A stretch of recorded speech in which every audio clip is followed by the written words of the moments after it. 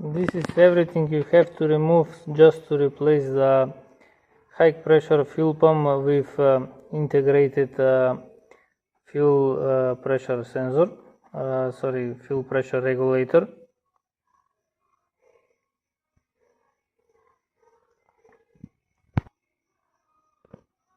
They have installed directly on the fuel pump, so you can't replace the fuel pressure regulator and you have to replace the whole pump.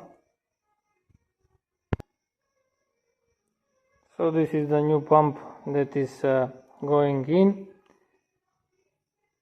After a couple of hours I can start the engine and check how it's working.